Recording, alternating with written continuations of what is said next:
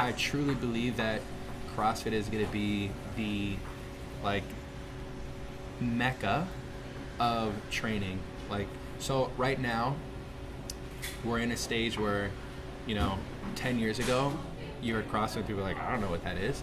Right now people hear CrossFit and they know something about it, and it may be good, it may be bad, but it's their knowledge of what they think CrossFit is.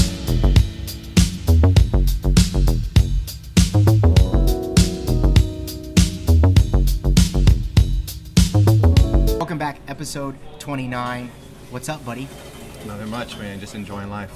Hey, listen, if you notice that's a different voice. This is Matt Torres, co-owner of North Naples CrossFit and head one-on-one trainer, coach? What do you guys define it? Head coach for one-on-one programming. For brute strength. And it's remote, so it's we have athletes all over the world. I have athletes from Australia, UK, Mexico. Well, the thing that I saw you post a while after the games is you had some athletes that you were working with specifically that won the games. Yep. Yeah, so I worked with two of the CrossFit teen athletes that won the games. I worked with them individually. The first one was 14, 15-year-old champ, Tudor Magda. The second one was the 16, 17-year-old champ, Dallin Pepper. And I also helped coach. So these are not my athletes per se specifically, but I also helped coach at the CrossFit Games. Haley Adams, and a Masters athlete as well. It was a phenomenal time up there. It was a lot of learning up there. It was entertaining to watch these athletes do so well, and it made me so proud to sit back. I kind of felt like a father figure for these kids. But yeah, it was a great time. Well, we can have so many great conversations. I think what was really important to bring you on, Matt, is you're a good friend. We met coaching football. You were more of a coach in football than I was. I was just a pretty face. And then we came to, really fall in love with CrossFit around the same time. And we've both been fortunate enough to create a business and a lifestyle around it. And you've moved in a different direction when it comes to training high-level athletes, and that's why I wanted to bring you on this week. Brett's out of town, and I thought what a great opportunity to bring on a guest and really pick your brain about that, because it's evolved so much from, the days in 2000 where you were, following the HQ.com, and you would just do that and then eventually make yourself to the games. And we know that the reality is that that doesn't exist anymore. Athletes, as we were talking off air, was athletes are putting their life on hold to make a run for the games, and they're doing everything they can. And I want to pick your brain and see what that looks like, because I haven't had the privilege to work with those type of athletes. Working with teens is unbelievable, because if you think about it, like an 18-year-old has turned 18 and been CrossFitting for 10 years. I've been CrossFitting for 10 years, but I'm 33. And so these kids have such a huge leg up on us because they were immersed into this so much younger, and so they're getting more time in at a younger age to really develop their skills. So there's just so much to that I want to get into as well. But I think where we should start is, how would you define general programming? Like, how do we look at programming when it comes to our general athletes? Because you have a unique responsibility, and that's programming for what I call general population, the most people that come to our facilities day in and day out. And then you're also programming for the top 1%, top 0.001%, if you do the math on that. So what does that look like? How do you define it? What's your mindset with all that? So strength and conditioning programming, the way I think about it and I define it is, if you have a goal specifically for health and fitness or for sport, if your programming is getting you steps closer to that goal, then it's going to be phenomenal programming. So this could be done in any capacity, not just CrossFit, not just health and fitness. For different sports altogether, the way we grew up is we saw it as, for example, football, right? You go play college football, and then when you're done playing college football, there's a lot that weighs on the combine, and we know exactly what tests are going to be coming in for that combine. So these kids, they come out and they they get programming for 3 months, they test their skills, and that's essentially one of the bigger deciding factors of where they place in the draft in the months to come.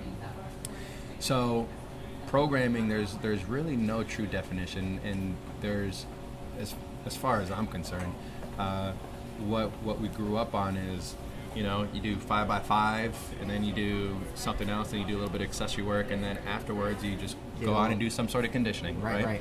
The way I see it now is, if you know your athlete's limitations and weaknesses, that's going to give you a leg up on the competition. So, and that's one of the ways that I program for my athletes now. It's limited base or limiters based programming. So we put our athletes through a gamut of tests to figure out, you know, what are their strength imbalances. Is their left leg stronger than their left leg? Is their right arm stronger than their left arm? In both pushing, pulling. What are their gymnastics skills look like? What is their gymnastics endurance look like? What does their gymnastics strength look like? What does their gymnastics look like in a mixed modal sense? What's their energy system look like? So there's so many different tests and variations, and there's going to be so many new tests and variations coming out as this thing progresses and evolves. Continues to grow and evolve and transcend. So it's, you know, to give you the short answer response of what programming is, it's essentially a method to get someone, either athlete or just normal Joe, closer to their health and fitness goal or sport goal. When somebody comes to you, you are spending some time to assess their current baseline. You're gonna find their weaknesses and build on that, right? I'm a big believer, keep your strengths and elevate your weaknesses and minimize the gap in between. Exactly. And if you do that, you'll be a great athlete. So most people who buy into that one-on-one programming understand that they're going to have to go through a gamut of tests. How do you do that in group training at your facility? Because we both recognize that what CrossFit has done really great is we've been able to quantify fitness. We can, without a doubt, tell somebody whether or not they're getting better results, whether they're improving. How do we do that in a group setting where we are selling constant variation, where we can't test them every week? What does that look like? Because that's a lot of our listeners as well. Exactly. And the way that I can best describe that is, it starts on their first day that they walk in. One thing that we do at our gym is we have an on-ramp program, and during that on-ramp program, it goes through the very basics of air squat, push-up, pull-up, so on and so forth. And when they're done with their last day, we have got their first assessment done for them. Okay. Our coaches are required to have a sheet of paper with them that says, you know, are they scaling the air squat? Why are they scaling the air squat? And what is their scale going to be? So when they enter in classes, all the coaches are in the same understanding that if I get Mary Jo in my class and she's been squatting to a box in on-ramp program, she's going to squat to a box in normal classes. Mm-hmm. Now it's up to our coaches that are coaching those classes to get her stronger. So two boxes underneath her turns into one box turns into air squat turns into PVC pipe, overhead squats, so on and so forth. I think it's super duper important. It's up to the coaches, the individual coaches at the gym, to give the athletes that feedback. Hey, Mary Jo, remember when you were squatting in two boxes? Now you're doing air squats now. Like, what else in life have you been killing? Like, what else is easier? Into them, they put a connection to, you know, I'm doing power cleans and I'm doing deadlifts, but what does that really truly mean? Like, right. For us as coaches, it's not about, you know, how much can Mary Jo deadlift and how much can she power clean. It's what has this done to Mary Jo's life outside of the gym? That's powerful. You know, we want you fitter from the time that you walk in. From the time that you walk in, we want you fitter the following month, the following year, the following 2 years, 3 years, even though you are progressively getting older, because that'll never change. Well, there has to be a direct, ultimately, you know, people came into our facilities because they believe that it can improve the quality of their life. And if we're not doing that, it's a direct reflection of what we're doing inside the gym, or the lack of responsibility and accountability we're giving them. We've come Matt, into this point where we want people to look fit, to look like they train, because what's happening, and maybe we can argue semantics, but people are getting fitter when it comes from the physicality sense. They are able to do more than they used to do. They're lifting heavier loads, they're moving faster, even their conditioning is improving. But are the body comps changing? Because I believe someone can improve those markers without changing any of the biomarkers. And so we have to go back to the foundation, which is nutrition, and really sell that. And I've been really adamant with the coaches, and it happened. It's obvious why it happened. In class, what we care about is excellence of movement. It is very rare that we're spending 10 minutes to talk about nutrition or the philosophy or where they're struggling with or what help they might need on the nutrition side. And so the perspective of the individual coming into our group training is they're movement specialists. They're not nutrition specialists, or they don't know anything about diet. But we are well-rounded, and we want to really start pushing that conversation, because ultimately, like, it's so badass that they're able to do some really badass stuff in our gym that they couldn't used to do. But at the end of the day, if they don't get physiological results, they will leave, man. They're going to leave, because you got to be insane to do the stuff that we do day in and day out and not get body composition, and be okay with not getting an improvement in body composition. You got to be crazy. Yeah, I definitely agree with that. And it really does come down to the owners and the coaches of each CrossFit gym or each gym, whichever gym you may go to, that nutrition is the foundation. And, you know, I feel like everyone has heard the preacher of nutrition, and they all know, but this is the question that I always ask myself is, how can I make so-and-so change and take that first step to changing the way they see, think about food, the way they, everything. So for them, if I can make that total life change, and it starts with nutrition first, everything else will follow. We always say, you know, the 1 hour that you spend in the gym is the easiest time of the day. The 23 hours that you're spending outside the gym, that stuff is hard, because now you're by yourself. Now it's totally up to you. We're not going to be there coaching you for the other 23 hours of the day, saying like, hey, put that down, or try eating this, or maybe you should think about doing that instead, or go to sleep early, or get less stress in your life if possible. Right. So it's... And you got to completely trust that what they're saying is actually true. Right? Mm-hmm. Exactly. So, you know, it's tough. The easiest way that I think about nutrition is, you know, eat 80% of the time. You should be eating whole natural foods that come from this earth, right? With that being said, if you truly want to see a physical change in your body structure and in your physique, the best way to do it is to start weighing and measuring your food. And if you think that's wrong, or if you think that it's like it's too hard, or if you think this and that, it's like, yeah, it's hard, but compared to what, right? Yeah, it's like, yeah, I get it. Compared to not losing weight. But what's going to be harder when you turn 55, 60 years old, and you're spending X amount of money going to see the docs, and you're dealing with a whole bunch of medical issues that you don't know why, and now it's too late to go back. Now you truly have to make a drastic change in your life, or do you make that change now? Right. What's going to cost more to you long term, right? Because Exactly. it's really what it comes down to. I think that there needs to be a level of progression based on experience and current body fat. Meaning, if we could imagine a pyramid, the foundation has to be real food, and we need to start the conversation there, and then we can start exasperating the technicalities of these diet protocols, because they're really all based around, to me, 3 core tenets. It's either a tenet of real food, Whole30, whole life challenge. That's a tenet of real food dieting, paleo, real food dieting.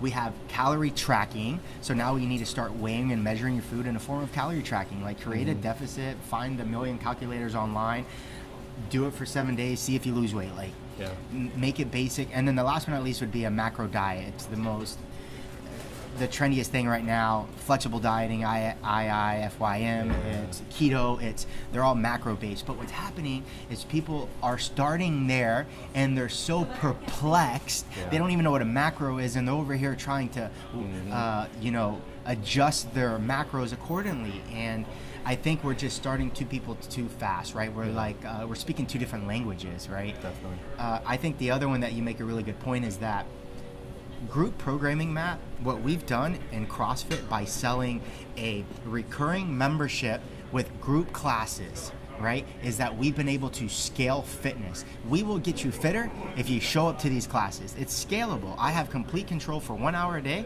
where I'm going to watch what's going on.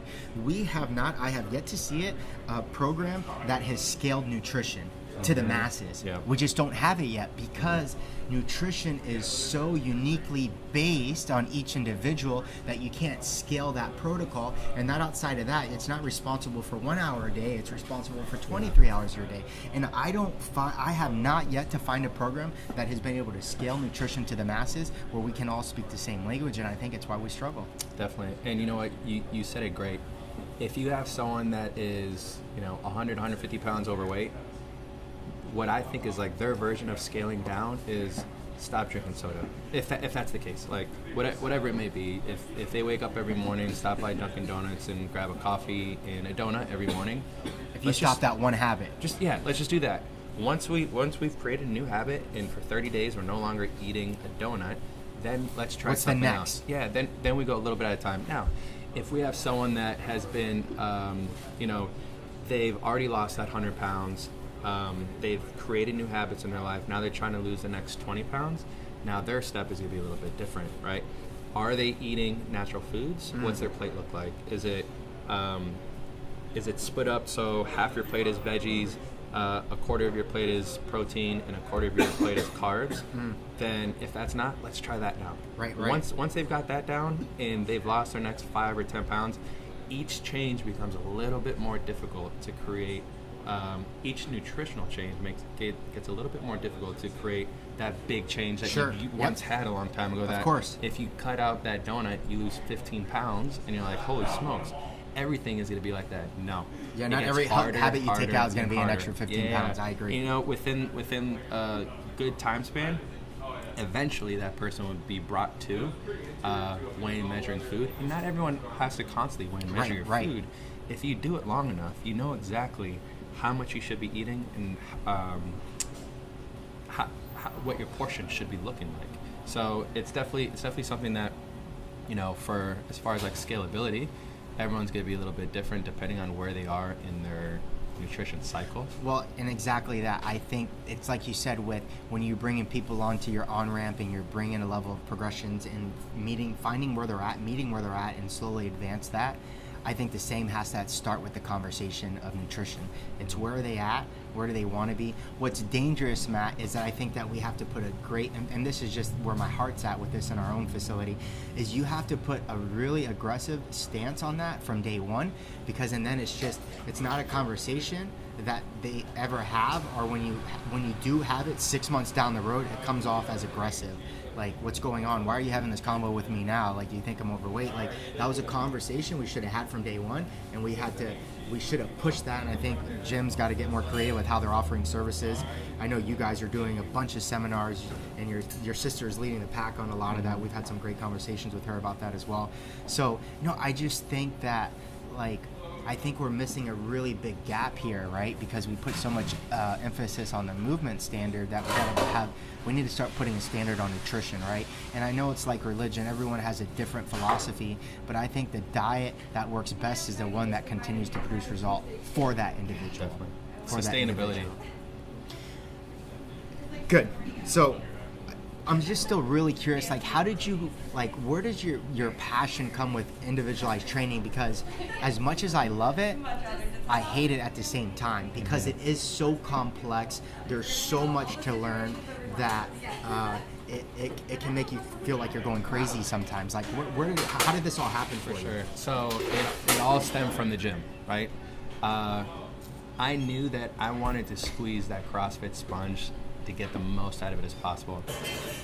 I wake up every single Monday morning, I put my shorts and t-shirt on, and my day officially begins, right? And there's nothing that I love more, that I have more passion about than seeing individuals improve because of my work. Wow. That I'm the helping hand to allow them to reach their goals, and whatever the goal may be, whether it's sports specific or health and fitness related from the gym. What essentially how I got started was my passion for coaching led me to go on this path to become an athlete, right? Again, for CrossFit. And throughout this path, my curiosity kicked in, and I thought to myself, well, Nick Fowler is my head coach, and I'm doing this programming, and how is he figuring out what I need? How am I going to get closer to my goal? There's so many different things to CrossFit that you have to be good at. How the heck does he know all these things? Right. So I saw him as like the professional, the expert, and I thought to myself, I want to be the expert as well, right? So through me being an athlete under Nick, I asked him if he can start to mentor me as a coach. So you were getting programming from him initially. Yeah. And you're like, this stuff he's putting together is genius, right? Yes. And then you started to get the response that you couldn't get in your own training, and you're like, so I don't know if the viewers or if you've been here before, but when you start to program for yourself, it's very difficult because you tend to bias things. For example, very fair, yeah. No one wants to do a 60-second air bike sprint. I don't want to run 3 right? miles. It's terrible, right? You don't want to run 3 miles. But what if a test comes out and it's a 3-mile run and another like 750-meter swim, and then you're gonna sit there at a competition and think to yourself, screwed. well, I didn't want to train those miles Or the in marathon training, row, but now I'm here, and that feeling right there when you feel like unprepared, that's a scary feeling. It's because a terrible you look feeling. around and you see confidence on everyone's face, and it's like, God, I just You've lost this already one, lost before you and I even haven't went even into started. it. Yeah, exactly. So, what was really overwhelming to me to start when I first started programming was the fact that constantly varied fitness is what we're searching for. In a competition sense, it still holds true. For example, we don't know what tests are coming out in the open until the night before. We don't know what tests are coming out in regionals until a week before. We don't know what tests are coming out in the games until a week before. So an entire year of training can go down, and we think and we hope in the signs, and we look at history and we say, all right, this is what has come up before. So this is going to be the standard for training throughout the season. And there's a lot of different places in training. So for example, there's postseason training, there's preseason training, there's in-season training. And the really important thing now is getting athletes to peak at the right time. So for example, if I have athletes that we meet with that tell me, I've placed top 50 in the open in my region, and I need to get to regionals. Well, guess what? Your season is the open, right? We're not going to be Right. training you for regionals. We're not going to be training you for the games. Now, if I get an athlete that's been to regionals a few times, our position now is I need you to make it to the games. We need to get one step closer. We need to get in that top 5 or top 3 or whatever, top 1 at regionals. So your programming is going to be looking different than the other person's programming. It's going to be looking different than I don't know. I had an athlete that was training to be on the men's bobsled team. Wow. His training's going to be looking like completely different, very basic, Yeah. very linear. Yeah. Right? Because we already know the tests Short are coming energy up for domains. him. Yeah, exactly.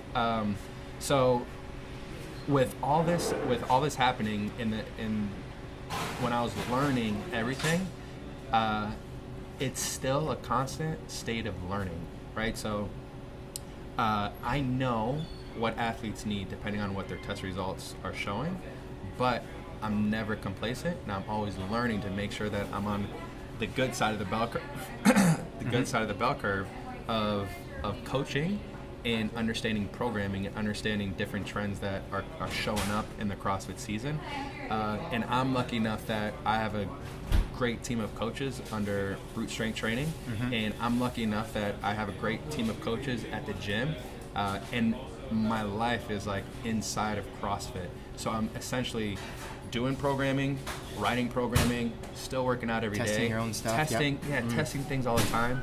I always tell my coaches, man, when I was doing that workout and I was outside running that 400-meter repeat, in my brain I was already adjusting programs, knowing that, okay, I have an athlete that has a weakness or limiter in this here. And a couple of these movements that we use, and this is all happening while I'm running, a couple of movements that we use so far can really help, but if I change this and that, I think it'll be good. So after class, I'll bring out my whiteboard, and I'll just start writing everything down on the board. It's very rare that the workouts that we test stay the way they are before we introduce them to the public or introduce them to our clients. It's really unique. But so you're altering programming based on where their end goal is for this is the 1%, if not more. Like I did the math, let's say last year 450,000 people competed in the Open and they only took like 400 people to the games. We did the math there, the percentage is really small. Open, you're trying to get them to get past the Open, so they're basically peaking, you're getting them to peak or taper 3 months prior. But is there a volume adjustment too? Like, are you because essentially they have a shorter season, right? Because you cut their season, or you cut their peak in half, right? Their postseason starts. Their season starts at the same time as everyone, right? Post games. But their season starts earlier. So their season starts at the end of March, April. So they're actually training. Open, right. Whereas like people that went to the games, they take a month off or something, right? And it's dependent on each athlete. Sure. But so that athlete, though everyone will start on March or whatever for the Open, they're still in like they're not peaking for the Open. Whereas what you're explaining was for my athlete that is training for the Open, volume intensity does change as they start to approach the Open, right? So during the Open, they're actually going to be losing some sort of like fitness capacity, right? Because their week to week is specifically built so that every Friday and every Monday they're going to have their best performance. So I'm not going to adjusting for the Open announcements. Got it. So I'm not going to have an athlete hit a high volume workout on Wednesday, right? A high intensity day on Wednesday, and then on Friday give their absolute best effort. It's just not going to make the most sense. Yeah. But the athletes that are training for the games, they're actually training through the Open. So they train, it's just their normal training. On Friday, they do the workout, and they don't go back. That's it. They do the workout once, they place top 20 in their region, and then Monday comes around, it's the same thing all over again. The athlete that is on the bubble, it's less volume, less intensity. We're hitting movements that have already showed up in previous Open workouts, yeah. So we know that we're not going to be getting like any repeat movement. And then from there, they're either going to finish on Friday or they're repeating on Monday. Wow. And chances are very high that they will be repeating every single workout. I hate to repeat in a hurts. workout, bro. It hurts really bad. Physically, mentally, the whole thing. Definitely. How hard is it, Matt, from your experience so far, to get them to qualify? Like, because, we all had that vision. We were going to make it to the games when we started 8-10 years ago. And as I progressed through it, I realized that it was going to be impossible. And I had to come to that reality a long time ago. How do you work through that, right? Because there's got to be one where you say there's potential there, but you don't know, you got to see this through. Where's their will? How long will they get through this? Do you sit down from day one and say, listen, this is a 5-year process. Are you okay with that? Like, what does that look like? Because I think what happens, the unfortunate nature, I think there's a couple of things. I want to know how you guys deal with it. You get to a point where the athlete you've been working with for 3 years just finally realize that this is it. They're pseudo-retiring, right? Or that no matter how much they put, the gap is so large, Matt, they're never going to make it. Do you have that conversation with these individuals? Because from a general population, I think we're doing a lot of disservice to our current members if we allow them to continue to think that with the gap that we've seen, that they're going to make it to the games and they're coming in and they're training for 3 hours. Like, what's that look like? Because honestly, like, I'm not here to kill dreams, but I want them to have a different purpose for what they should be doing in our gym, right? Definitely. Which is originally, I want to have fun with this thing, and they're coming in 3 hours, they're not having fun.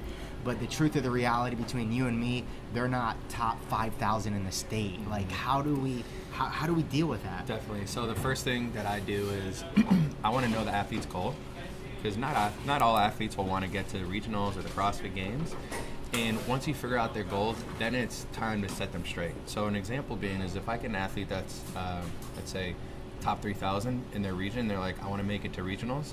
That's where it's up to me to say, all right, look, this is going to be a long process right here. We're talking about 5-year process, 3-year process, and it's going to involve a lot of sacrifice, right? So how much time are you willing to put in? Like, be honest with yourself, because motivation's going to go out the window after the first week. Right. So you're going to be training by yourself most of the time. You're going to be doing things that don't feel like CrossFit anymore, right? You're going to be doing things that you're just going to be questioning all the time. So right, that wasn't hard enough. Yeah, you know what I mean? Right, right. So that's the first thing. And then the next thing is, if you get the athlete that, again, maybe they're a bubble athlete of make it to regionals, that is a little bit different, right? So no matter who Explain you are. Explain bubble athlete, Matt. So they're right on the edge, right? Yeah, so depending on what region you're in, you're within the top like 20 of making it to regionals, right? So okay, if you're the top 75 athlete in your region, it's not much of a difference between number 75 and number 25. Really? We're Why, talking is it programming? We're talking about like in finishes. Like, wow. It's the difference between getting like three. Like if you think about it, you're like, oh, you beat me by 3 reps. Well, yeah, but they're also at 25 and you're at 75. Wow. You know? Got it. And like in the grand scheme of things, you're like 3 reps. Like you're right there. Yeah, you are right there.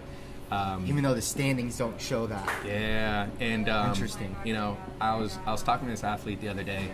Where is he from? He's from North Carolina, and he said to me, you know, after the first workout, I was top 30 in my region. After 18.2, 18.2A, I was at 1,200th place, and I was like, well, I had to give up right at that point in time, right? So what happened is he has a very, very strong engine, right? But his weakness was lifting.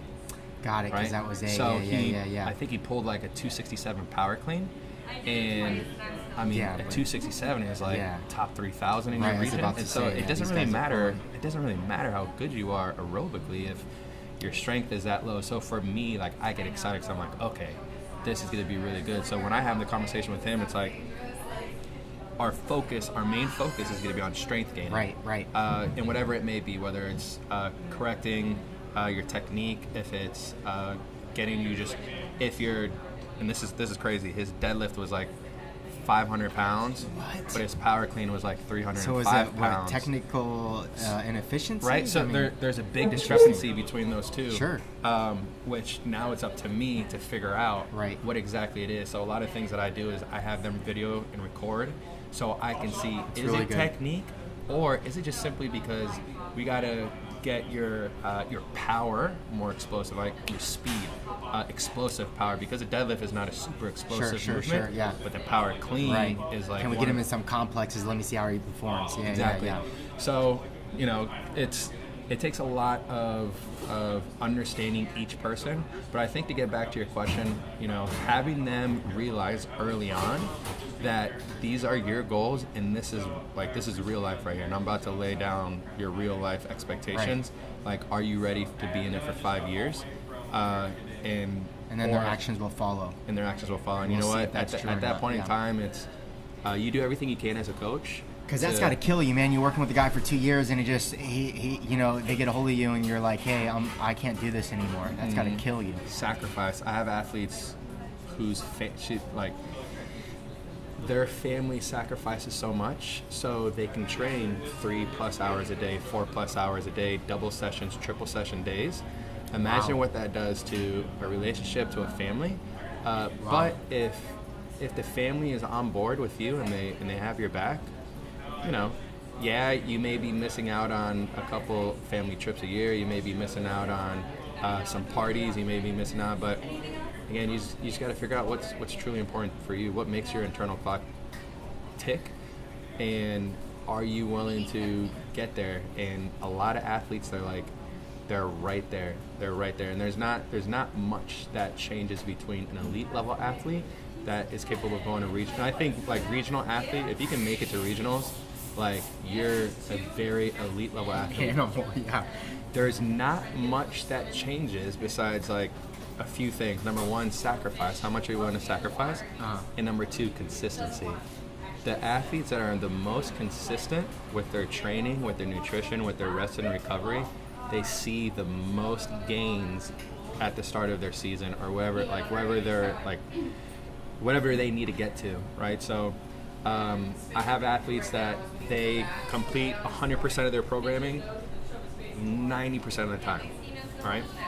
I have athletes I have athletes that complete 80% of their programming. I have athletes that complete 70% of their programming, and there is a huge difference right there alone in what some athletes are getting out of their programming, the PRs that they're making, the changes in their physique, and everything. It's all about compliancy. If you follow it, right, then your goals will start to become a little bit bigger. You see yourself taking leaps and bounds towards your goals, as opposed to it's always kind of feels stagnant. So yeah, I definitely think the biggest thing is consistency, compliancy, with everything, not just training. Training is the easy part. Yeah, because it's what you're good at. It's the movement part. Yeah. So do you think the biggest discrepancy between the people that want to make it to the games and those actually do it? For me, I believe it's absolute strength. I think that number has to be somewhere pretty damn close to where they're at, because you can build engines fast, you can build acquisition of movement really fast, but the absolute number takes a really long time to develop if you're that far behind.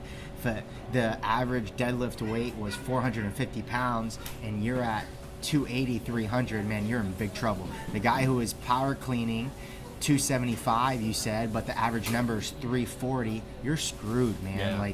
There's a huge gap there, because for me, I've found that you can build these other things quite quickly, right? Because for me, a lot of metcons are percentages of 1 rep maxes, right? And when your 1 rep max is much higher than a lot of people, it makes movement a lot easier, brother. For sure. I don't care who you are. Now, if you're a bigger guy, you're 200 and you can't move through the handstands or some of these other lightweight gymnastic stuff, understandable.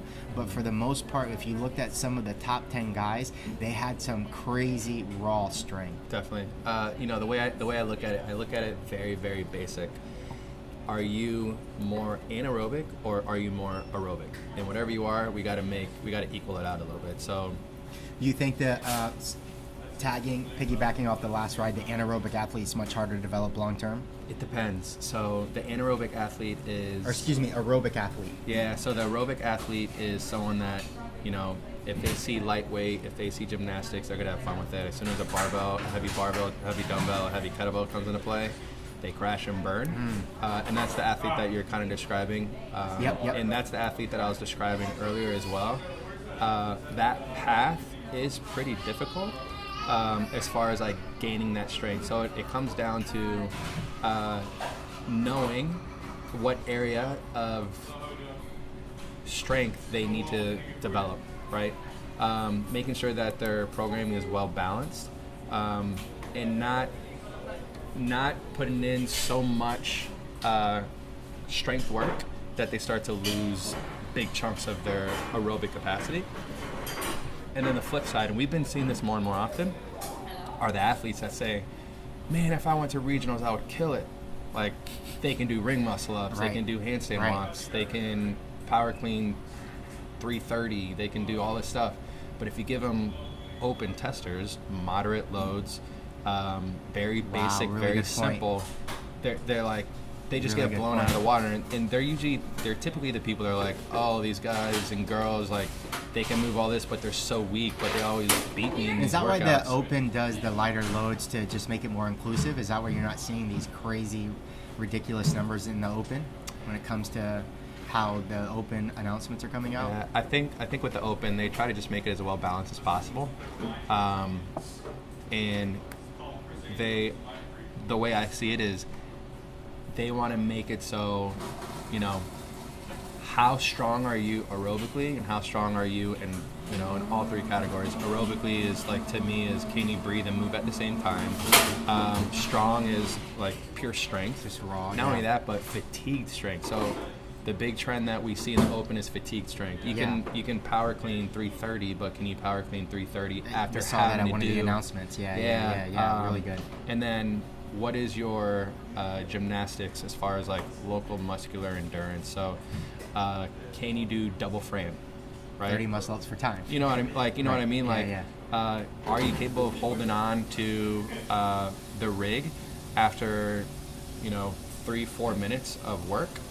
Or at the 3 or 4 5-minute mark, you start to drop off the bar. You're doing like reps of 2 and 3 at a time. Right. Because the great ones, they're still able to hold on. They're going reps of like 12 plus out of a time.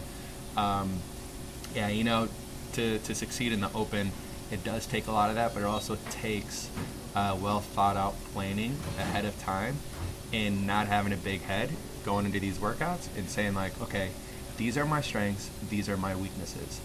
Let me plan according to my weaknesses and be honest with yourself. If you know that you can only string together 15 unbroken chest to bars at a time, it's not going to make any sense for you to try and go more than 10 at a time. It actually would make more sense to break it down into 3 sets of 5 Right. and allow your body to recover, because it's not about how fast you can do 15 reps in the beginning of a workout. It's when we get to minute 7, right? Was that the cap for the last one? I think so, If we get to minute 7 and you're doing singles and you look back at minute 1 and 2, did it make any sense to go unbroken? Right? That's a good point. And every single athlete, no matter how elite they are doing that. Yeah, I believe it. The world's best athletes are the best strategizers. They've thought out every plan coming into it. For sure. And that comes back to a lot of self-awareness, Matt. They know what their baselines are. They know what their strengths. They know what their weaknesses are. The second question to ask you is, how do we deal with that with the general pop? How do we deal with these individuals that come in from, their first month and they're like, I love this, I want to make it to the games? I would say to that is, as a coach, never pop their balloon. Let them know that, it's doable. It is definitely much more difficult in today's landscape than what it was 10 years ago, but it's definitely doable. And if they're willing to put in the time and effort, so you're going to walk them through the general process you would use one-on-one. Hey, you got to turn into one-on-one. You're going to have to use group as a fun atmosphere, but you're going to play them out in group for a while, see how they do. Yeah, so if they're brand new to CrossFit and they're like, I really want to do this, I would still keep them in group classes. And I would say, all right, this is going to be the best track right here, right? If you're able to sustain and maintain this and be consistent with this for, let's give them a goal of 1 year. Okay. Then we can talk about what the next step is going to look for you. Based on a new assessment of their baseline and where they're at. It could be anything. It could be like, Mario, you went from this weight to that weight. You're successfully able to do a power clean, a snatch, a pull-up, this, and that. Now let's talk about some more technical movements, okay? You have your pull-up and your chest to bars. You have 12 kipping chest to bars. Let's have you learn how to do a butterfly now. You have ring dips, you have pull-ups. Let's make sure that you have your ring. And what you're doing is you're moving them to a level of advancement of where all these high-level athletes are at. Yeah, once they have the basics down, and assuming that they have time in their day, then I would just give them extra work on the side. From there, it's, are they able to maintain that? Because usually when athletes will say that they want to be better, they say they want to be competitive, but as soon as they figure out for about 2 or 3 weeks what it takes to be a competitive CrossFit athlete, so they start to answer these you're questions alone, for themselves. you're spending hours in the gym by yourself, you're sacrificing time with your friends, you're sacrificing free time with your family, with your girlfriend, with your boyfriend. And these are things that every elite level athlete has dealt with and working through. Yeah. But this is just something that people don't really put a lot of focus on. Is, I want to practice this, I want to practice that. It's like, all right, is your significant other on the same plan as you? Wow. Because if not, are you willing to say, you know what, this is not what's right for me because this goal is what's right for me? Right. And it's not up to the coach to answer that question. It's up to the athlete to answer that question. As a coach, I get those questions all of the time. Well, you'll get that sense, right, when you're trying to get them to peak and their numbers aren't coming back right, and like, what's going on? Like, is everything all right? Mm-hmm. Because they're starting to work through some of these issues. Athletes want black and white answers. They say, should I do this or should I do that? And really good. Whenever we come to a crossroad like that, it's, well, what do you think is right for you? Because what I don't want happening is Matt told me so and so. And this was a terrible decision. But if I can allow them to talk through it and just For like themselves. answer That's the powerful. question themselves, then at the end of the day, I think they're going to be all right with their decision. For the athletes, Matt, that make it to the games and we're watching it and we're watching the top 0.001% excel at that, all the time and energy that they put into it. What is your experience?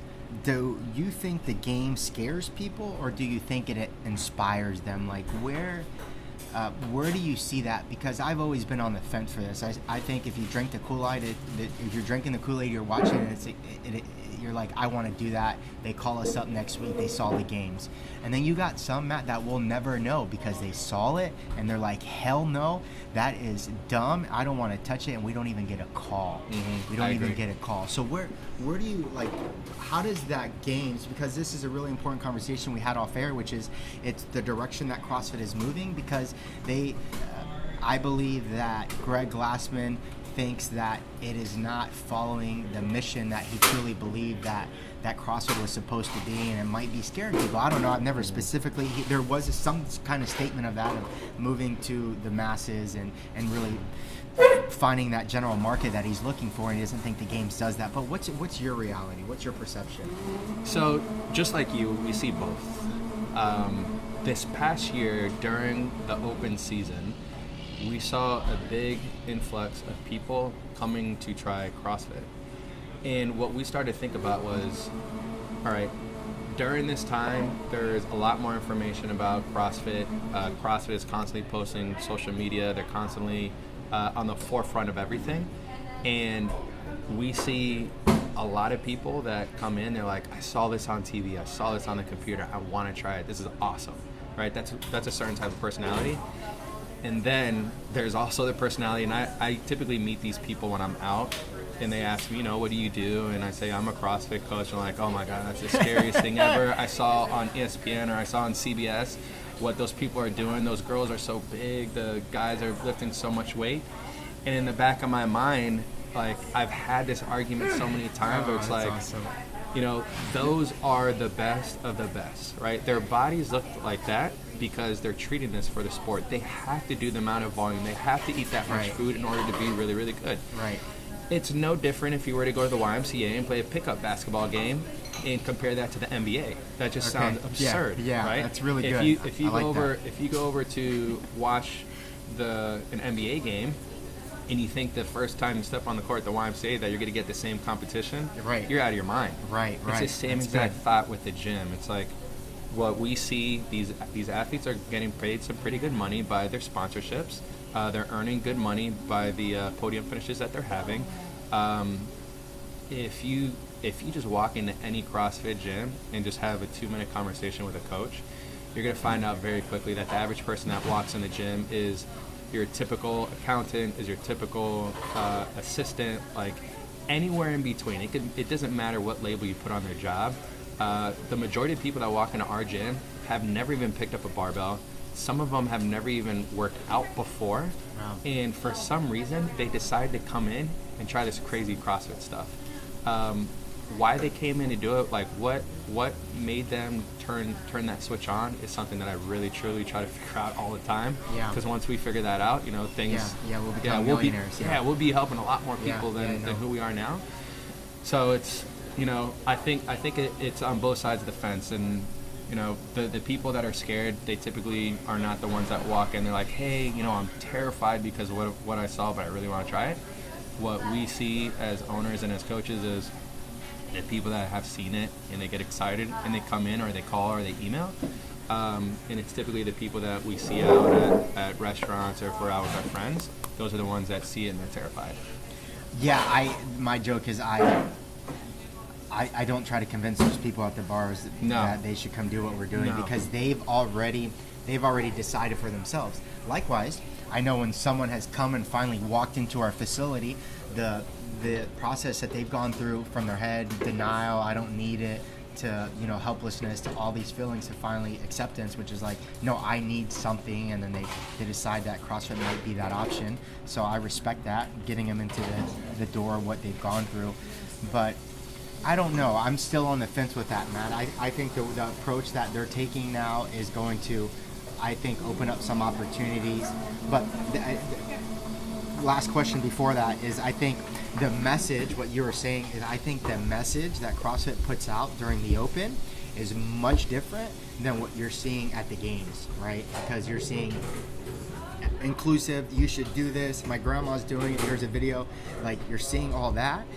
But here, when you look at the games, it's the best of the best. It's the elite. It's, hey, they're doing a marathon row. What do you mean, a metaphor? No, they're doing an actual marathon row.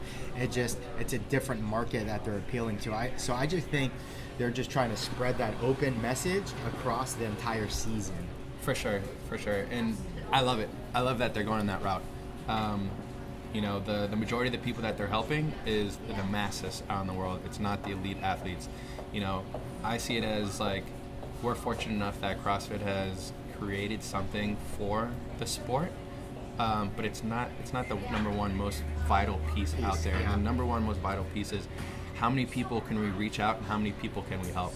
And for the most part, I can say that of all the coaches, of all the owners, that is their objective, is to help people. Their objective is not to be like, I need to coach the best in the world. And that's not my number one goal. Or at the very least, it started off as that, and they transcended into the next piece. And that's something that I use as my goal. Is I want to help out Jane and Joe, but I also want to help out elite Jane and Joe as well. I want to be known amongst the top coaches in the world for the sport of CrossFit, and I also want to be known as the top coach in Naples and Southwest Florida, and that people can come to, because we have the knowledge, we have a great coaching staff, because we have the pieces that's going to help them become fitter and healthier for a longer time in their life. That's powerful, Matt. Really powerful. I'll leave you with this. If you were psychic, where do you see CrossFit in 10 years? Where do you see our industry? What I think CrossFit will be like in 10 years, I will say that the gyms that are doing it the right way, they're not trying to pull so far away from the true methodology of CrossFit. Those are going to be the ones surviving. And what I think CrossFit is doing, as far as like the amount of knowledge they put out there, the amount of information of every aspect of health, it's not just like, let's let them move better. It's, well, what is truly killing people today? I truly believe that CrossFit is going to be the mecca of training. So right now we're in a stage where, 10 years ago you heard CrossFit, people are like, I don't know what that is. Right now people hear CrossFit and they know something about it, and it may be good, it may be bad, but it's their knowledge of what they think CrossFit is. They've seen it on Facebook, they got a friend who's doing it. Yeah. In 10 more years from now, I think there's going to be more people saying, oh, CrossFit is good, than there is at this current point in time. And there's going to be even more excellent facilities for people to work out in. There's going to be even better options for people to add on to whatever membership that they have, as far as extra coaching, as far as having them move better, as far as workouts go. I'm truly excited that I'm part of that wave. That I'm really proud of the way my gym is running right now. I'm super excited about the future of the gym right now, and the fact that CrossFit HQ does so much for us on that standpoint, that I don't have enough time in my day, nor do my coaches have enough time in their day to do the research and the development of the current state of health and fitness globally. Right. And CrossFit has that, right? So there's no other strength and conditioning program out there that is offering that same thing. Yeah. So I definitely think as we continue to move through these years, we're going to have an even more positive light. So the amount of people that we're going to be able to reach is going to be much greater than the amount of people we're able to reach today. So for us, that means we're going to be able to affect more lives. Yeah, no, that's really powerful, and I think that it goes back to what you said, is really sticking to the core of what we stand for with CrossFit, because as more types of gyms that look like ours, smell like ours, but aren't what we do from a CrossFit standpoint, you have to elevate yourself as a professional and be able to build that expertise, and that comes through experience, and that comes through an incessant search for knowledge. And I think as gym owners and coaches, we have to continue to push that to help separate ourselves from the distracting message, which is like, oh yeah, I do something like CrossFit, or no, but is it CrossFit, right? And really selling what it is that we do in a much better way. For sure. Cool, man. I agree. Well, listen, thanks for having, it's been a pleasure having you on, bud, and we got to get you back on. We could do this for hours, so I appreciate you, bud. Yeah, definitely, man. Thanks for having me. Thanks for listening, guys. We appreciate you.